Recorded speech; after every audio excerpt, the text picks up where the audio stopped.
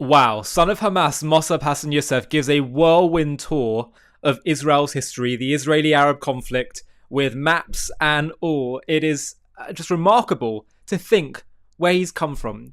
Raised in the pit of anti-Semitic hell, raised by the founder of Hamas, surrounded by poisonous Israel and Jew hate, and yet he had the moral and intellectual clarity to realize the truth. And now here he is lecturing to a hall of listeners the history of the conflict, the true history, and how it's so been deeply distorted. I think it's amazing to watch this, not just because of what he says, but because of who is saying it. Have a watch of this. So basically what we are looking at is what was prior to the British Mandate of Palestine. This is the Ottoman Empire. They occupied our region for 400 years. This is the last Islamic empire. The Ottoman Empire was the final Islamic Khilafah, or maybe ISIS. They tried later on, but they did not succeed. So this is 1913, approximately 6 years before the collapse of the Ottoman Empire, which was the outcome of the World War I. And can we see, please, map number 2? There we go. So now this is the new color. What you see the British influence and control. Most of the land that I'm interested to discuss tonight is between France and Great Britain. This is when the British Mandate of Palestine was born. It started developing in 1919, but then it was manifested in 1922. This was the beginning of what we know today as Palestine. Of course, why the British choose the name of Palestine? Because there were some ancient group that actually we don't have any evidence of their existence except in the Jewish Bible, and could be some Roman text that called the Philistines. But they vanished. To connect them to the people today and say, they have the same DNA, they have the same Bible, they have the same currency, they have the same scripture, lineage, that's not true. They're totally disconnected. And so they call the region from the river, the Jordanian River, to the Mediterranean Sea, Palestine. In that region, we had Jews, Arabs, Druze, Christians, Muslims, invaders, all type of people. And all these people were given a Palestinian passport issued by the British. So the Jews who lived in that era, the colonial entity, from 1922 to 1948, the Jewish people were called Palestinians. Everybody was called Palestinian. But who invented the name Palestinian and who issued the passports and the currency? It was the colonial entity of Palestine. When they say it's the British Mandate of Palestine, so Palestine is called after the mandate, not vice versa. So basically, this is where it started. And as you see, prior to 1922, there was no country called Palestine. There was the Ottoman occupation, approximately 400 years, or actually exactly 400 years of occupation. These are the ones who kept us in the darkness because they put a siege on our region. They do not allow us to read. They did not allow us to print. Europe got out of the dark ages. They start printing. They rebelled against the absolute control of the church. But the Ottoman Empire, they kept us in the darkness. They did not allow any intellectual property coming from outside world. We were totally disconnected. And of course, our ancestors. And we did not have, of course, internet at that time to have access to the rest of the world. So this is why, actually, let's say one of the main reasons, as a person who studied history, why we are a few hundred years behind Europe and a few hundred years behind the rest of the world. Because of the Turks, who enslaved us. The Jewish people could not handle it. They could not handle slavery. This is why they migrated. It was an ethnic cleansing process by the Islamic Khilafah. And it was not coincidence why the Jewish people start returning to the land of Israel immediately after the collapse of the Ottoman Empire. Because we are talking about 400 years of ethnic cleansing. And people accuse the Jewish people, the indigenous people who have roots, who maintained presence, who were forced out of their land, spread throughout Europe. Then they had to face the Holocaust. And when they migrated back to their homeland, to where they belong, after many, many years of ethnic cleansing, they have been accused as colonizers. It does not make sense. Because people have the right, especially prior to Sykes-Picot. This is Sykes-Picot, by the way, when the land was divided, as you see, all the colors, the colonial entities of the Middle East. So there was no political borders. People were able to just ride the donkey from Mecca to Jerusalem. And nobody stopped them.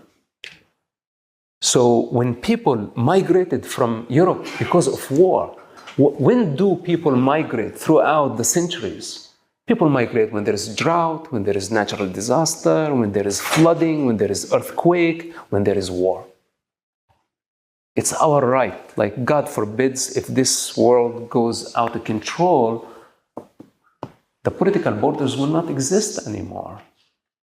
So in that situation, there was no political borders. This was just done in 1917, Sykes-Picot. So now to start believing that there is a border and there is a country with borders that existed before the existence of State of Israel in 1948, and it was called Palestine, and it has been occupied, is total insanity. It's against science, it's against facts, it's against the truth, it's against the Bible, it's against everything. I'm not saying that the Arabs did not exist. This is, again, my ethnicity, and I will never cancel their right to exist. In fact, Israel acknowledged the Arab presence. This is why there were just few 100,000 back in the day when Israel was established, and today we have more than 2 million Arabs who live in Israel. Some of them are actually judges in the Supreme Court. Find me one Jewish judge in Arab country. You know.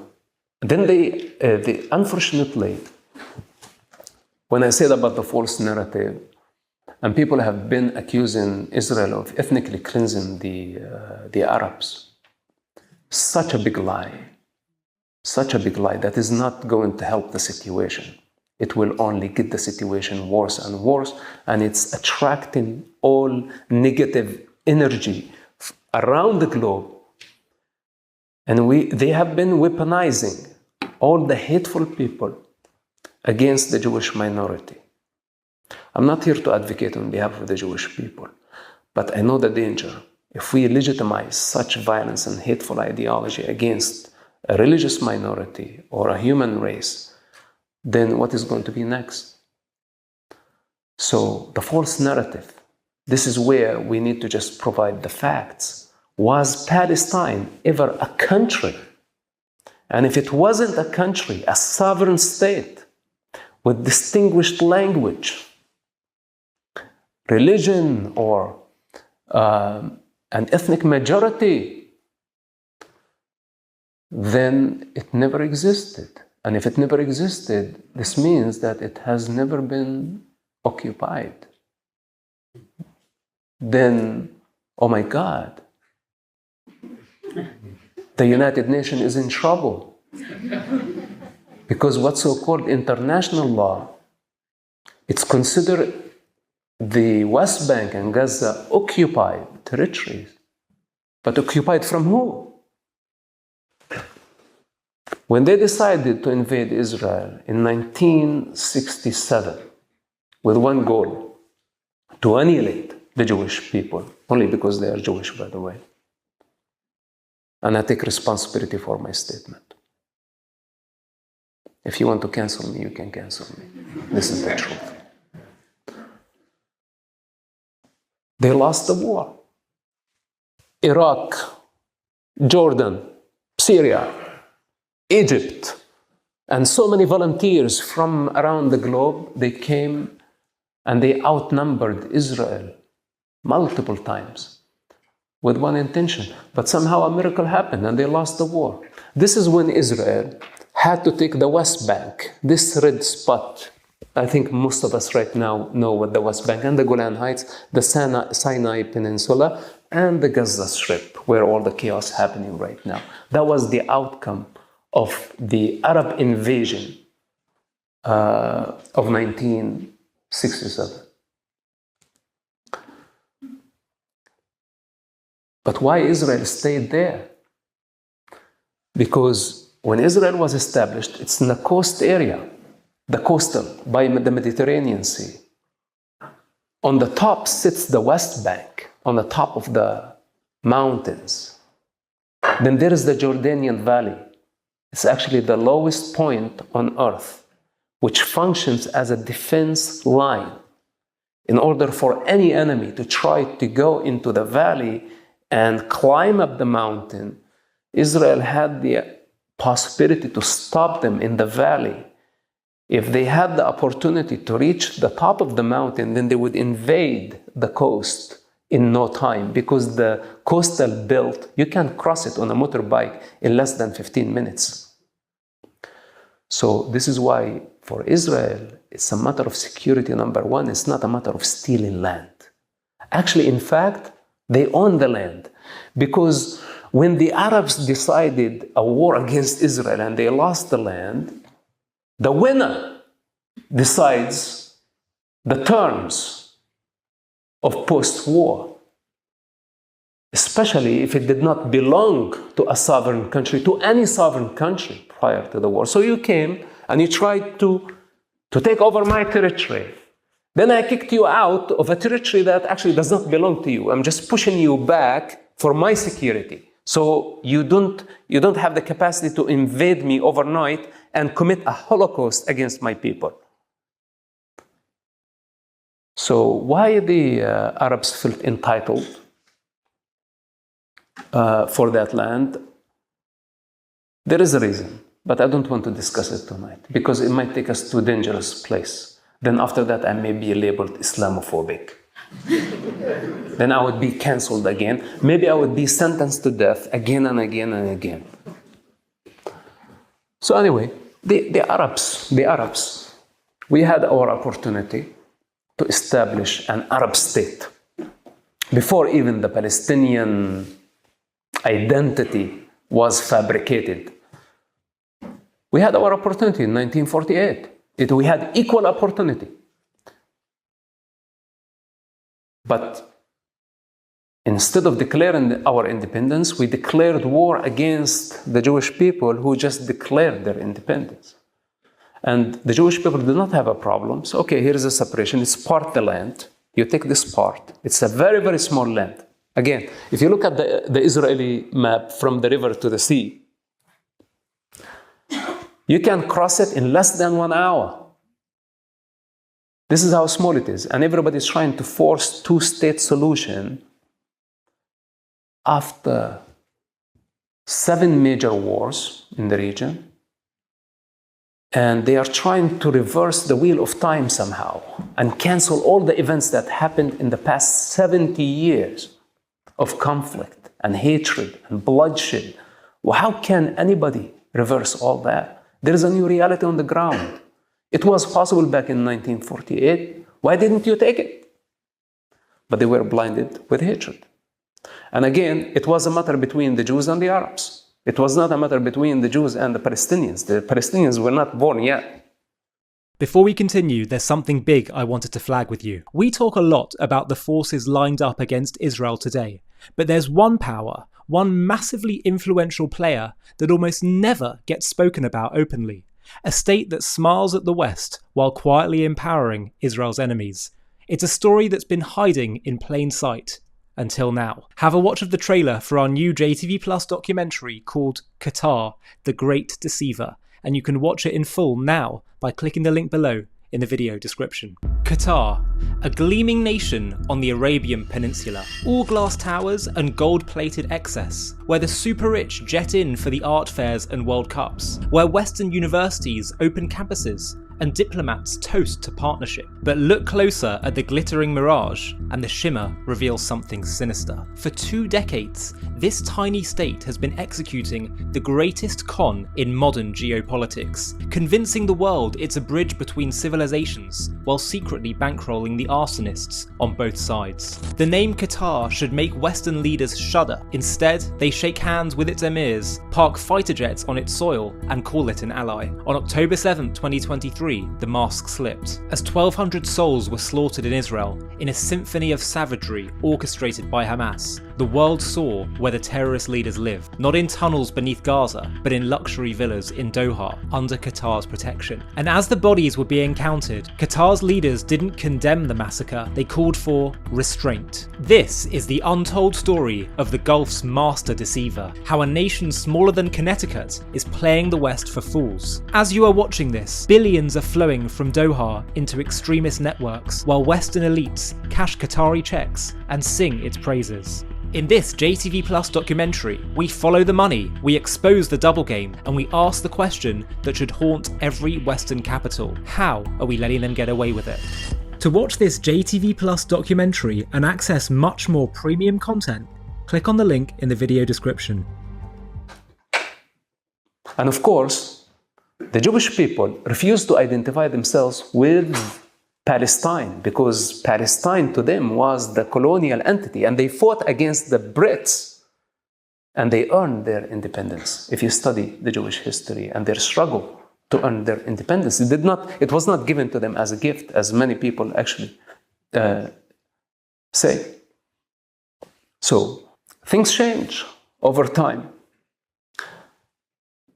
But Yasser Arafat declared the Palestinian independence, I think it was in 1988. This was 40 years after he had his first opportunity, or after the Arabs had their first opportunity to declare their independence.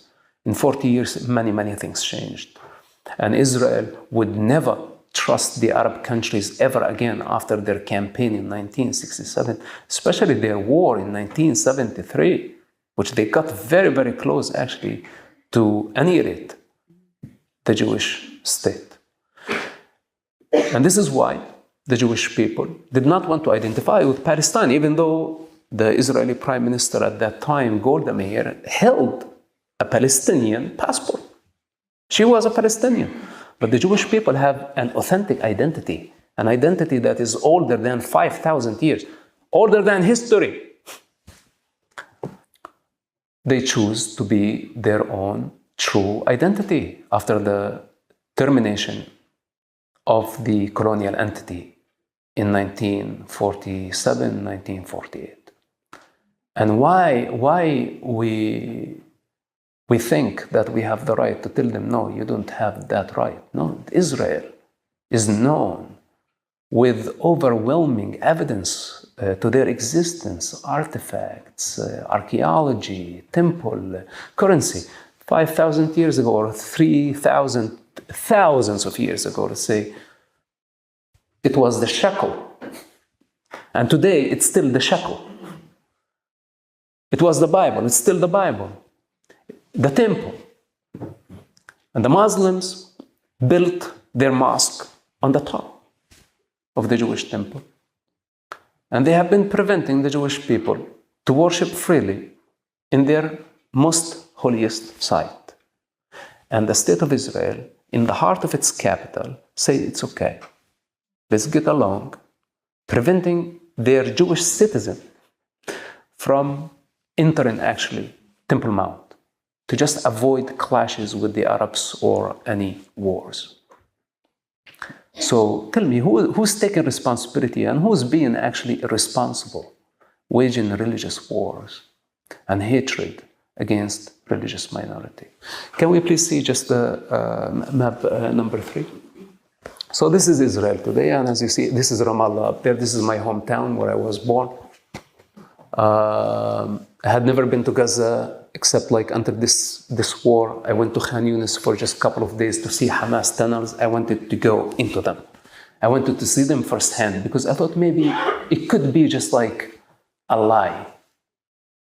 I have to go inside. I went in this tunnel, was 2-kilometer tunnel beneath Khan Yunis, where Hamas spent billions of dollars on building a metro. They could have built above the ground, but they choose to build below the ground, embedded in the most populated area in the Middle East, could be on the face of earth, Gaza Strip, per capita. So anyway, now they call it the West Bank, but remember my word, to Israel, this is a defense line. It's a defense line because in the surrounding areas, we have the Houthis in the south, then we have in Iraq a new Hezbollah, we have the Shi'is, we have the Islamic revolution of Ayatollah. They call it Iran wrongly. The people of Iran don't belong to that culture. It's just like another fanatic group who hijacked the Iranian people for the last 46 years. So basically, hundreds of millions of people. Israel is very, very small. We saw what happened on October 7th. They can invade in masses, then it would be chaos if Israel does not stop them in this natural defense line, the Jordanian Valley. The only way, or the other way, to nuke the people. And we don't want to reach that point, to start like throwing mass destruction weapon because Israel is totally outnumbered. So with that said, we need to respect the reality on the ground. We're not looking only at map. We need to understand geography. We need to understand history. And I separate myself. I don't want to consider myself educated. But you are educated people. And all this chaos is based on lies. So we must bring the facts and the truth to the public. Otherwise, this Palestine is a very, very dangerous trigger. And you see how it developed, how fast it developed. And today, so many people have been legitimizing violence by the name of occupation, colonialism. Even today, here on campus, we have calling to divest from Israel, boycott Israel, sanction Israel, arm embargo. Why? How else can we deal with Hamas? And this is an organization, by the way, my father helped establish. How else can we deal with this? And I tell you something, negotiations between me and my father reached a dead end. And that's me and my father. That's it. There is nothing to talk about. I cannot convince him, and he cannot convince me. And one of us is right, and the other is wrong. One of us is to the right side of history, and the other one is on the wrong side of history. And at this moment, I am not claiming that I am on the right side of history, but time will prove. What I know for sure, and where I stand in certainty, that violence is a dead end. And unfortunately, when they decided to go and did what they did on October 7th, I saw the footage that some of the public saw, and also I saw footage that was not released to the public, especially in relation to rape.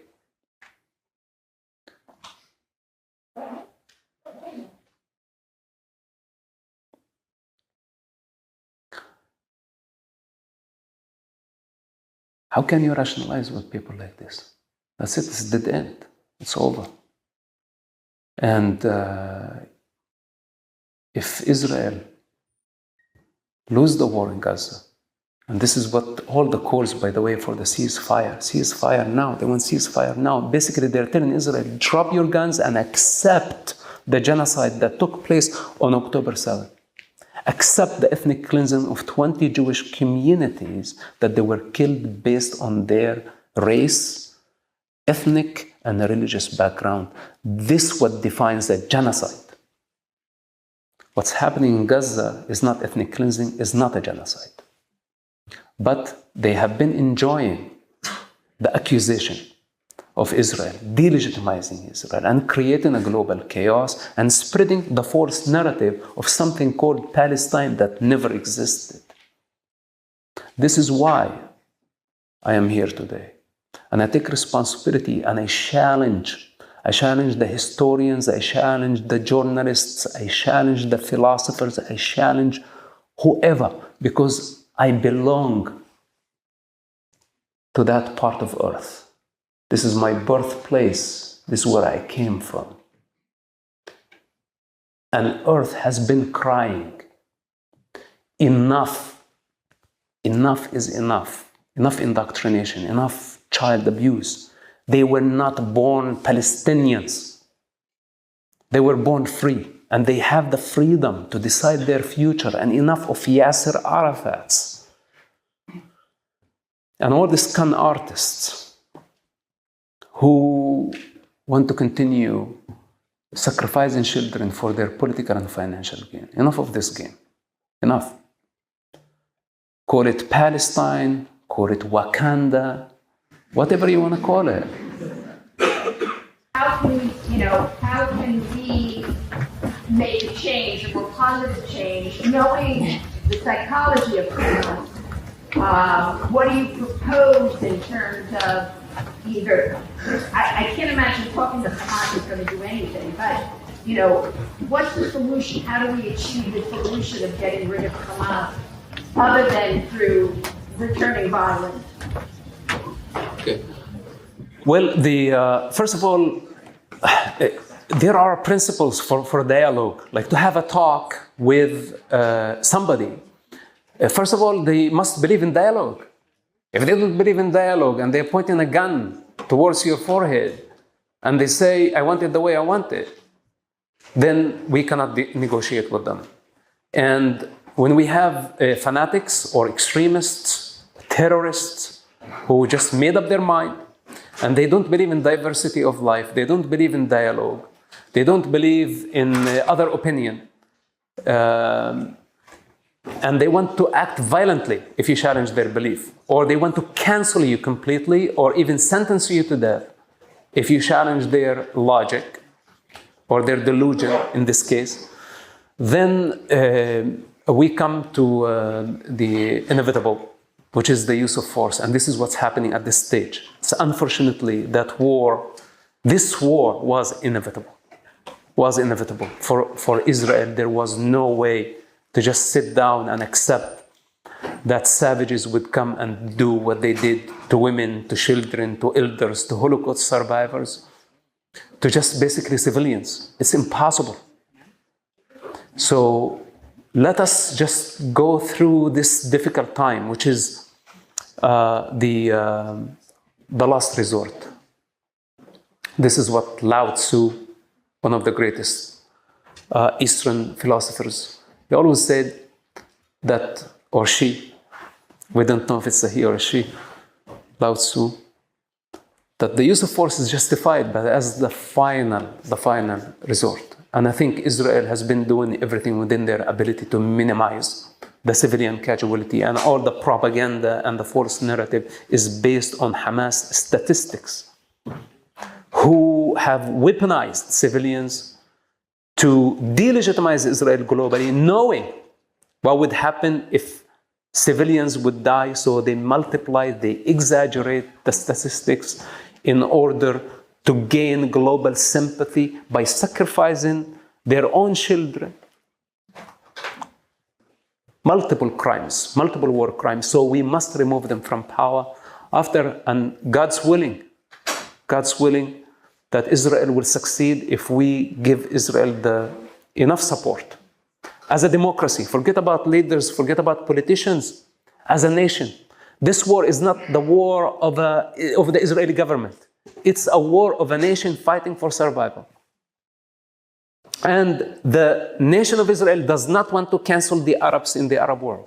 If you look at history and the relationship between Israel and the Arab world, Israel as a nation has been extending its hand to the Arab world since 1967. But the Arab world insisted on delegitimizing Israel. And now we have Americans, we have Europeans, because we have all these waves of immigrants who I don't want to say infiltrated, but they influenced the Western mindset. And now we start thinking like them. We should help them think like us. But we fell in their trap. And this is the reality. So, thank you. So basically, dialogue is a possibility. Now we are in a difficult phase, and I hope that we will overcome this. Thank you so much for being here. Thank you for giving me this very important podium. Really incredible stuff from Mossav. He's so knowledgeable, and what he's saying needs to be understood by more people, especially people advocating for Israel. You need to have the facts on your side. And one thing I've realized is that if you actually know the truth, if you know the facts, then you instantly have the upper hand. And more than that, it doesn't take much to figure out the truth. It doesn't. This is what shocks people. People think that, I'm going to need to become so knowledgeable, I'm going to need to know so much in order to be able to debate. Actually, it turns out that lies are quite easy to dismantle. That the lies of the anti-Israel cause are based on nothing. They seem so intimidating, but because we're scared to go there and actually investigate. But you just do a bit of investigating, and you find out that it's a load of nonsense. And this is great. Don't be intimidated by studying, because it doesn't take much to understand the truth. Just to start people off, when people accuse Israel of things, just ask them. You say it's all about resistance, it all started in 1948. Just ask them. What were the Muslim Arabs in the land resisting in the 1920s in Hebron, with the Hebron pogrom? And what about in the 1830s in Savat, the massacre of Jews by Muslim Arabs? What were they resisting then? Similar kind of thing. Torturing, raping, beheading. Once you get to that question, and they obviously won't have an answer, you prove that the cause and effect has been utterly inverted. We are told that it is Israel does something bad, the Arabs resist. But it turns out that actually it's the other way around. This is Arab Islamic ideological hatred of Jews that started this. And it's the Jewish people who are responding to that and defending themselves at every turn. But I also wanted to show you another clip that I made that it was in a school where someone asked me about, is anti-Zionism anti-Semitism? And this gets to the heart of a lot of the questions. And I tried to answer it very quickly and swiftly. So it's a bit of a packaged answer, but I hope you'll be able to find this quite useful when talking to people who aren't, let's say, super familiar with the subject or have preconceived false notions about it. Have a watch. Anti-Semitism and anti-Zionism? I'd say essentially no. If someone said, I have no problem with Chinese people, but I just think China doesn't have a right to exist. If someone said, I have no problem with Indians, but I just think India doesn't have a right to exist. You're telling me out of all the countries on earth, some of which are younger than Israel is in terms of its re-establishment, when India and Pakistan were created, there were way more refugees and people killed and atrocities that happened and people displaced on both sides than anything like what happened in Israel and what was then British Mandate Palestine in 1947 and 48. You're telling me that there's just one country in the world where people question its very right to exist, and it just happens to be the Jewish one. And given that there's been 3,000 years of a very unique kind of hatred towards Jewish people, which has been exterminationist in nature, literally questioning their right to exist. So it just happens to be that you have this one country whose existence is questioned, and that's not anti-Semitism? Come on. It's also basically saying that the Jewish people do not have a right to self-determination. The Jews are, as I said before, not just a religion, they are a nation as well. And so they were forcefully displaced from their land, which they had sovereignty in, which archaeological evidence bears as true 2,000 years ago. Forcefully displaced, always maintained a small presence there, prayed for thousands of years to return. They return, and people say, well, that's unacceptable. And then they say, well, it's because many people were displaced. You had Arabs that were displaced, and that's what we don't like. Arabs weren't displaced when Israel was created. It was a response. There was a genocidal all-frontal war that said, no, we're not going to accept an Arab state and a Jewish state in this plot of land because there were Arabs and Jews living there in a roughly equal size. And so afterwards, many were displaced because they wanted to annihilate a Jewish state. What do you want the Jews to do? Just sit on their hands and do nothing? Like, they had to fight back. So essentially, saying that there's one people on earth that don't have the right to self-determination, I think that's a form of prejudice. And then people say, yeah, but don't you have these religious Jews who are anti-Zionist? Among religious Jews, there's a tiny, tiny, tiny percentage of Jews who are anti-Zionist, but they believe that there will be a re-establishment of Jewish sovereignty in the land, but only once the Messiah comes, and we can't do it yet. But what they're essentially saying is, we should have imposed on ourselves a form of anti-Semitism until the Messiah comes. Most religious Jews believe we have a right to now be there because the nations of the world supported it, us coming back there for the United Nations. But essentially what they're saying is they might not believe in Israel's right to exist, but they acknowledge it's a form of second-class status for Jews until the Messiah comes. They're also acknowledging that it is a form of anti-Semitism anyway.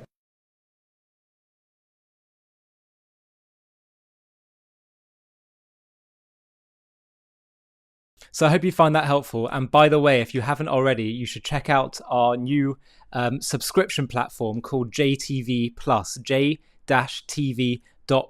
where we have documentaries and exclusive access and interviews which get into so many of these topics in more details. This one was one of my favorites, the invention of the Palestinians, how a nation was invented to destroy another. And in fact, I'll play the trailer for that for you now. And if you want to watch the full thing, you can just click the link below in the video description. The Palestinians. We have been told they are an ancient people fighting for their homeland which has been stolen from them. This narrative has fueled decades of conflict, painting Israel as an occupier of stolen land. But what if this identity is not of an ancient nation, but a modern, cynical invention? A political construct designed not to build a state, but to dismantle the Jewish one. In this JTV Plus documentary, we're going to uncover the truth behind the creation of the Palestinian identity, how it was forged in the fires of pan-Arabism, absent in historical records until strategically rebranded in the 1960s by leaders like Egyptian-born Yasser Arafat to rally global opposition against Israel. We'll trace its roots from the Ottoman era, where Palestine was a region without a distinct people, through the pre-1948 years of Arab rejectionism, before focusing on the pivotal shift of the 1960s, when Arafat declared we should now be known as Palestinians, inventing symbols like the flag to mask genocidal aims. This wasn't about self-determination, it was about exploiting refugees, suppressing true aspirations under Arab rule, and perpetuating a war to destroy Israel. Join us as we debunk the myths of an ancient Palestinian nation, expose the strategic manipulation, and reveal how this construct has hindered peace while fueling hate. Fair but firm, this is the story of an identity weaponized, not for building a future, but for erasing one. To watch this JTV Plus documentary and access much more premium content, click on the link in the video description.